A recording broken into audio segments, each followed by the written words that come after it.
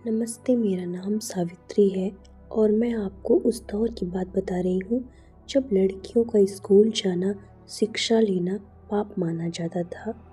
मैं एक ऐसे समय में पैदा हुई जब औरतों के लिए ज्ञान के दरवाजे बंद थे। बचपन में मैंने अपने घर की चार दीवारी के बाहर की दुनिया कभी नहीं देखी थी।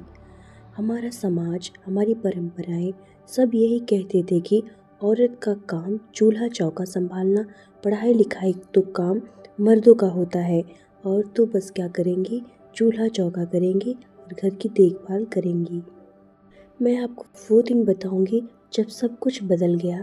तो मेरी ज़िंदगी में रोशनी लाने वाले मेरे पति ज्योतिराव फुले जी हैं। वह सिर्फ मेरे पति नहीं थे, वह मेरे सबसे पहले और सबसे बड़े गुरु थे। वह पहले इंसान थे जिन्होंने मुझे घर पर पढ़ना लिखना सिखाया। जब मैंने पहली बार कोई किताब अपने हाथ में ली तो मुझे लगा कि मुझे पंख मिल गए हैं। मैंने सोचा, अगर यह ज्ञान मुझे इतनी खुशी और ताकत दे सकता है तो क्यों न हर लड़की को यह हक मिलना चाहिए। मैंने ज्योतिराव से कहा, हमें लड़की के लिए स्कूल खोलना है। लेकिन यह एक छोटी बात थी, लेकिन उस जमाने के लिए यह बहुत बड़ी क्रांति हुआ करती थी। हमने 1848 में पुणे के भीड़ेवाड़ा में लड़कियों का पहला स्कूल खोला और फिर देखिए क्या हुआ।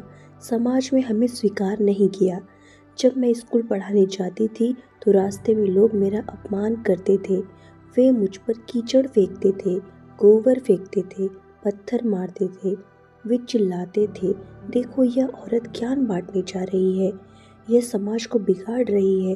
सोचिए, किसी पर रोज कीचड़ फेंका जाए तो कैसा महसूस होगा। मैं रोती थी, मेरा मन टूट जाता था। कई बार तो मैं घर आकर रोते रोते कपड़े बदलने पड़ते थे। मगर एक बात थी जिससे मुझे कभी रोकने नहीं दिया। जब मैं उदास होकर वापस आती तो ज्योतिराव मेरा हौसला बढ़ाते। वह कहते थे, सावित्री, यह कीचड़ सिर्फ तुम्हारे कपड़ों पर है, तुम्हारे इरादों पर नहीं। तुम उन बच्चियों के लिए लड़ रही हो जिनके लिए सदियों से शिक्षा सूरज नहीं उगा।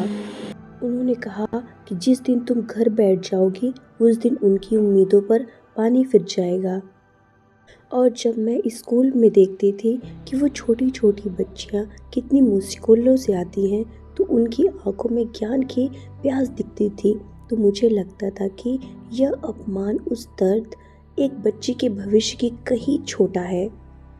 तो मैं उस अपमान को सहकर भी आगे बढ़ती रही। इसलिए मैंने फैसला किया कि मैंने अपने साथ एक दूसरी साड़ी लेकर जाना शुरू कर दिया। जब लोग मुझ पर कीचड़ फेंकते थे तो मैं स्कूल पहुंचकर शांत मन से साड़ी बदलती और मुस्कुराते हुए कक्षा को पढ़ाना शुरू कर देती थी। उन लोगों का वार कीचड़ था और मेरी जवाब ज्ञान की रोशनी था।